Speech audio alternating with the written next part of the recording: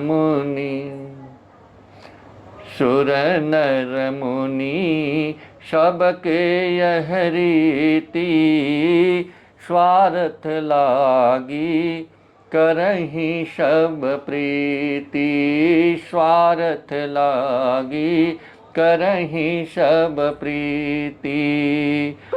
संसार साथी सब स्वार्थ के हैं, संसार साथी सब स्वार्थ के हैं, पक्के विरोधी परमार्थ के हैं। देगा न कोई दुख में सहारा, देगा न कोई दुख में सहारा, सुन तू किसी की, सुन तू किसी का मत बन प्यारा। मनुष्य को सोचना चाहिए कि मेरा सच्चा हितैषी कौन है, इस संसार में मेरा परमार्थ के इसमें साथ देने वाला कौन है। क्योंकि ये मनुष्य शरीर मिलता है तो परमार्थ करने के लिए मिलता है, इसका उद्देश्य है 84 के बंधन से छूटना।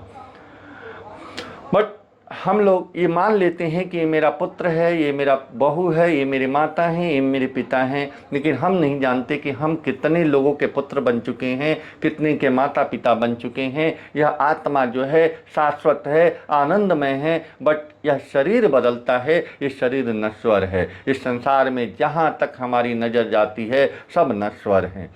मैं आप सबको ये बताना चाहता हूँ, संसार से मुक्ति का उपाय है। संसार से मुक्ति का क्या उपाय है? संसार से आशा न रखकर उसको सुख दो। आशा रखने से कल्याण नहीं होगा। आप अपनी सुख सुविधा चाहोगे तो भगवान में मन लगेगा नहीं। जो खुद मान आदर आदि के भूखे हैं वे आपको क्या देंगे? उल्टे धोखा ही देंगे। हमसे मान आदर चाहने वाला हमारा कल्याण नहीं कर सकता। हम सुख सुविधा मान आदर के ग्राहक हैं तो परमात्मा कैसे मिलेंगे? सुख सुविधा आराम लेना नहीं है, देना है। जो दूसरों की सेवा नहीं करता और भगवान की याद नहीं करता वह मनुष्य कहलाने लायक नहीं है। संसार की चाहना और परमात्मा की चाहना दोनों साथ साथ नहीं रह सकते। यदि हम परमात्मा को चाहते हैं तो दुख में, निरादर में, अपमान में, बुखार में, पीड़ा में आनंद आना चाहिए। जो ईश्वर का ग्राहक होता है उसे संसारिक सुख सुविधा मान बढ़ाई अच्छी नहीं लगती। ज्ञान विवेक संसार से हटने के लिए हैं और विश्वास परमात्मा में लगने के लिए है। संसार का विश्वास पतन करने वाला है और परमात्मा की प्राप्ति चाहते हो तो संसार का सुख अच्छा नहीं लगना चाहिए। पहली सीढ़ी छोड़ो, बिना दूसरी सीढ़ी कैसे चढ़ोगे?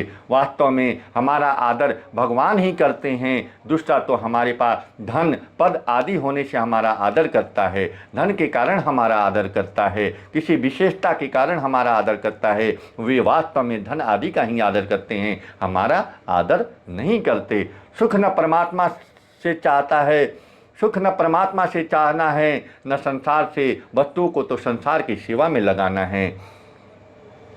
सेवा करने की ताकत केवल मनुष्य में ही है। देवता तो अपनी ड्यूटी कर रहे हैं, ड्यूटी बजाते हैं। हमारा कल्याण वही कर सकता है जो हमसे कुछ नहीं चाहता। मैं इसको एक छोटे से शब्दों में बताना चाहता हूँ कि आप जिस कथा पंडाल में जाते हो, अगर वहाँ पैसा नहीं चढ़ाते हो तो आपका कोई सम्मान नहीं होता है। अगर आपने बड़ी राशि धनराशि दी है तो आपको कथा के पंडाल में कथावाचक महोदय जो अपने नाम के आगे संत लगाते हैं, संत की परिभाषा को नहीं जानते हैं, वो महाशय को बुलाया जाएगा, वो आपको माल्यार्पण करेंगे। संत को इसकी क्या आवश्यकता है? संत के नज़र में सब समान हैं।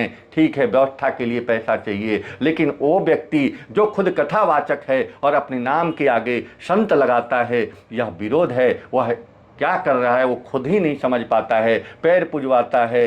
वे भगवान उसको शक्ति दो, सामर्थ्य दो कि वो समझे कि मैं गलत कार्य कर रहा हूँ।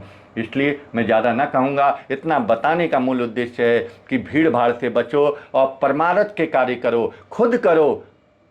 जहाँ तक हो सके, जहाँ कीर्तन हो रहा है, नाम जप हो रहा है, वहाँ जाओ, अच्छी अच्छी बुकों का स्वाध्याय करो, किसी भी अंधजाल में न बचो, फंसो। ये मेरी कथा सुनाने कहने का मतलब ये है कि मनुष्य शरीर एक बार मिला है, ये बार बार नहीं मिल सकता। इसलिए गुरु की पहचान करके ही पंडाल में जाओ। कोई भी ऐसा व्यक्ति नहीं है जो आपके दुख को हर लेगा। आप सोचते हो इस कथा पंडाल से मेरा कार्य सफल नहीं हुआ तो दूसरे कथा पंडाल में जाने से आपका कार्य सिद्ध होगा, ऐसा कभी हो नहीं सकता। इसके लिए आपको कर्म करना पड़ेगा, आपको अपनी भजन बढ़ानी पड़ेगी, आपको अपनी श्रद्धा बढ़ानी पड़ेगी। देखो प्रारब्ध तो मिल चुका है, सुख दुख कष्ट तो उसके चलते आते हैं, लेकिन इसको बदलने का एक ही उपाय है कि भगवान के शरण में रहो। भगवान की शरण में रहोगे तो कितना भी दुख आएगा आप उसको प्यार से निकल जाओगे। जय श्री कृष्ण।